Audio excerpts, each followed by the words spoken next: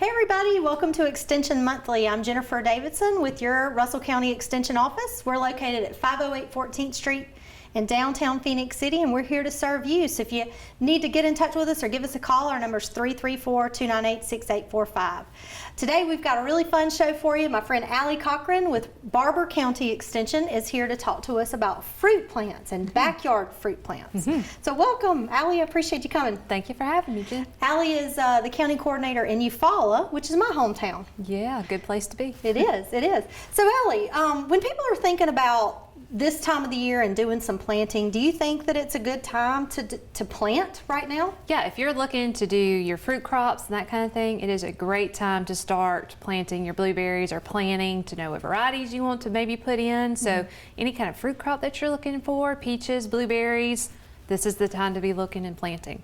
Of the fruit crops that we can grow here in Phoenix City, Russell County, what do you think our easiest or some of our easiest crops are? Yeah, for homeowners, space-wise, blueberries, of course, is a great example of a good thing. And plus, they make pretty landscape plants. They turn really pretty red in the fall. So, you know, if you're looking for something that gives you fruit and gives you some pretty fall foliage, blueberry would be great.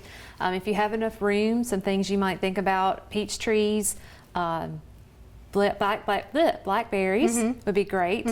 Also, you could do figs. You could do some potted trees like your lemon or your citrus trees. You want to put those in pots so you can bring them in and out. So if you were to go with blueberry, can you tell us a little bit about some site selection considerations that you might have if you decide blueberry in particular? So blueberry, you'll definitely want to come into the extension office and get a soil test because they need a really low pH, so between like 4.5 to like 5.2. You want to come out and get your soil test, send it off, and see what it is. So if you need to add anything to your soil, like sulfur, to get that pH down, you'll need to do that before you plant. Okay. The other thing you'll need to do is something that helps with drainage of your soil. So you don't want anything too clayey in your soil because it'll have wet feet. You don't want your fruit plants to have wet feet because it's more susceptible to disease. So you want to maybe add something that'll help with the drainage if you do have a really hard clay. So maybe put some peat moss in the hole before you plant your blueberry. The other thing is to mulch around your blueberry plant after you've planted it. You can use pine straw or pine shavings. Those are also great. Well, I know in the area that I live, we don't have heavy clay soil, we have sandy soil, and so my biggest problem is getting enough organic matter in my soil to hold moisture, whereas I think half the county has too much trouble, with keeping moisture out of their plantings. So sometimes adding organic matter is good whether you've got sandy or clay soil, either way that you go. And so when I say organic matter, I'm talking about like a composted pine bark or any kind of composted material. You can buy it in bags at the local garden center, or you can buy it in bulk at some of our rock and gravel companies. And to me, like people say, how much organic matter should you put in your garden or with your plantings? And I say, how much can you afford? So really, I don't think you can overdo it too much. So after they've considered how much space the plant takes, maybe testing their soil, getting the soil amended properly, can you tell them a little bit about maybe some considerations on types of blueberries? Are there some types that do better than others? Yeah, so down here in the south, we plant a rabbit eye blueberry, and that's like the type, the cultivar of the blueberry. But then there's different varieties of that blueberry. Whenever you go to the store, of course, you'll see little tags, and that will tell you what variety it is. So like your Tiff blue, oh gosh, off the top of my head, powder blue, and there's another one that starts with a C, but Climax, maybe? Climax, yes, that's it. You can go and look at those, but again, you'll want to read your label and see if it is suitable for your area. And also if you go to your extension page or if you come to the office and talk to us, we can help you choose which varieties. But with blueberries especially, you'll want to get more than one variety because they are cross-pollinators. So you want to make sure that you get more than one plant. And I suggest getting more than one variety. So with blueberries, you can get an early season. So those plants will come off, you know, those blueberries, you can start harvesting them maybe in May. And then if you get a later variety, you'll have those maybe say July or June, July. So you're not harvesting all at once. And again, your label will tell you that when you go purchase it, or whoever you're getting your plants from, the nursery, can help tell you if it's a late variety or an early variety. That just helps you spread it across so you're not freezing a bunch of blueberries and having to go or buy a freezer to freeze the gallons of blueberries that you're having. So if a normal homeowner purchases about 4 plants, so for a climax or one of the other more common blueberries, how big do they get again? They get pretty large. So this is a 3-gallon blueberry here, and maybe 1 or 2 years growth. If you don't touch it, you don't prune it. I've seen blueberries that are over my head, 8 feet tall. Really if you're big, not right? managing it, yes. So you probably want to plan for some management of the plant. And so this is an example of a Brightwell blueberry. This was loaned to us by John's Lawn and Garden, which is on Crawford Road, which is a local garden center. And I always try to recommend to folks, buy locally if you can. They're going to purchase plants that are suited to our area, and they probably will be on hand to be able to answer questions for you as well. But if you were to purchase this kind of bush, or if you had this shrub growing in your yard, how would you think about pruning that, or what do you prune it at all? I mean, what's the maintenance like on the first thing we would look at is find any of the dead wood. You can see the difference in the colors of the wood here. This older wood's a little darker where your new growth is green. So you want to look and see if you have any dead growth that you want to take out. I see a little spot here. You don't want to take that out. So you want to prune the dead and maybe the diseased out first. Anything that's crisscrossing, try to open up the middle of the plant a little bit. Like this old cane here, you probably want to take that out. A lot of people are afraid they're taking out too much. And I'd say that's okay. An old joke is, it's just a bad haircut, it will regrow. But if you do severely cut it back, it can lead to disease and other things potentially down the road for the plant. So you want to be a little cautious, but not too cautious. But if you take out the old and the dead wood first, that's going to open up the middle. And really with blueberries, that's about it. So about year 7 is when you're going to want to start pruning your blueberries back. Oh, okay. So you've got lots of years before you actually even have to do too much. And I did want to mention to our viewers, Georgia had a landscape blueberry that came out a couple of years ago. It was called Blue Suede. Made me think of Elvis. But it stayed, the thing about it is it stayed really compact. It was for a person who lives in a neighborhood and doesn't have a huge acreage. So it stayed compact. It did have that bright red fall color. And then it just was what you would consider like a patio shrub. It stayed really small. So if anybody is able to get their hands on the Blue Suede, I think that'd be a good choice for a homeowner in a neighborhood, or somebody who doesn't have lots and lots of land to plant on. So we've done the pruning. So tell us a little bit about fertilization. Do you have to do anything with blueberries, or? You need to. About the time everything starts blooming in the spring, you want to make sure you fertilize.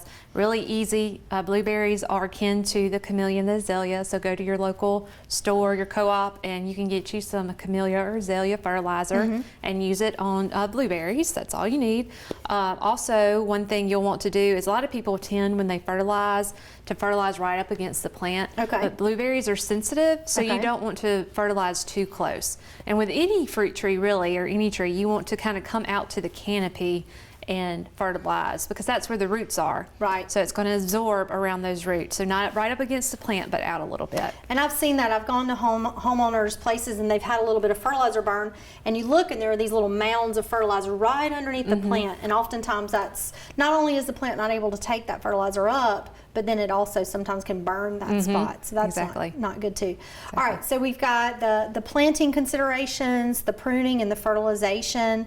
We talked a little bit about maybe trying multiple plants, because they do have to cross-pollinate.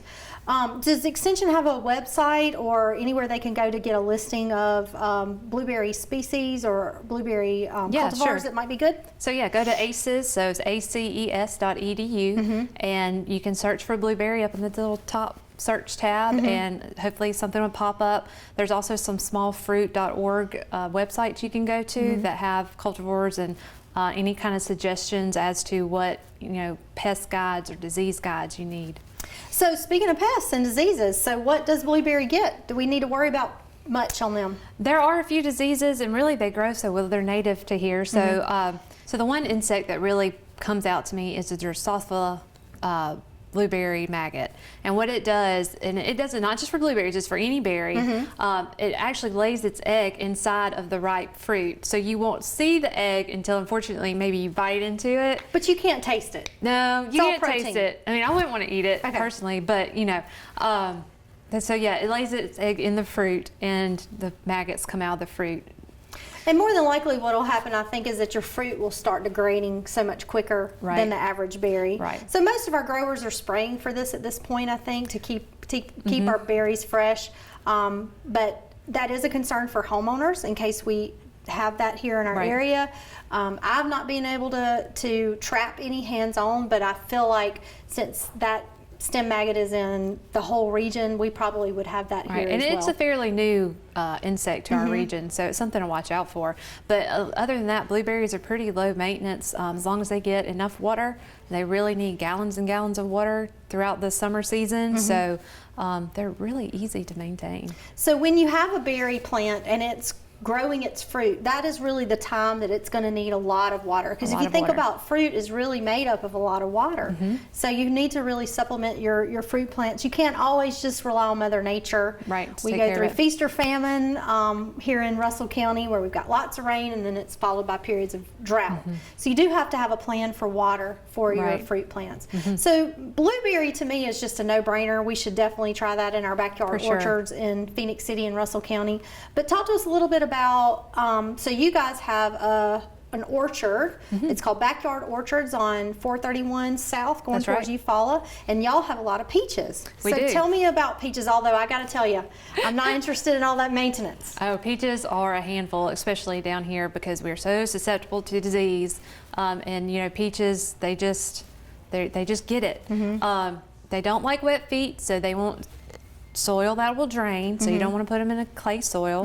You also have to take into consideration they don't like cold weather, so you know, you always have that late frost in April, and that's the time that your peaches are blooming, so that's a consideration. You might lose your whole crop if it gets hit by that. And if you only have 2 trees, I guess. If you get 2 trees and it gets hit by the frost, you're just, you know, but you can maybe, if they're in your house, you can cover them up, or in your backyard, you can cover them up with a sheet or something like that to protect from the frost. But if they're smaller, you know, the big trees. But a lot of pruning goes into peaches, and of course you're going to start doing that here about February, March.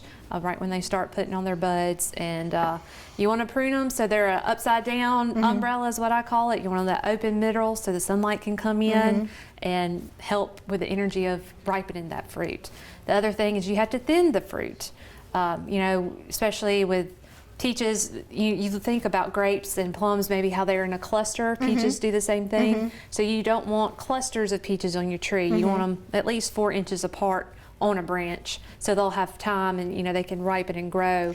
And That's if you really leave hard those to do, clusters, right? oh gosh, it is painstaking to go through that, because you have to wait till they get, you know, golf ball size or tennis ball size, and thin them out. But that also helps with disease, to cut down on that. And one consideration when you're pruning anything, don't leave any of the sticks and things that you have broken off or cut off on the ground. You want to make sure that the floor underneath the canopy is clean. Gotcha. Same with pecans. You know, a lot of people have backyard pecans get disease because of all the shells and holes and stuff that are left. Gotcha. You want to clean underneath any trees that you have in your yard. So for a peach orchard, peaches, plums, or any of our stone fruits, should you plan for maintenance as far as like spraying? How does that work? Yes, peaches you're going to have to spray fungicides, insecticides, because unfortunately that's just what things go to.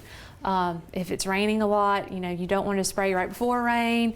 Kind of look at the weather, say, okay, I've got a couple of days, and you go ahead and spray now. So then the insecticides or whatever you are spraying, the chemicals you're spraying, have time to set in and don't wash off. Peaches on a commercial, we spray about maybe every 2 weeks or so, especially when it comes time to harvest. So it's very intensive. And your spray schedule is almost year round, right? I mean, you have to be doing something every season.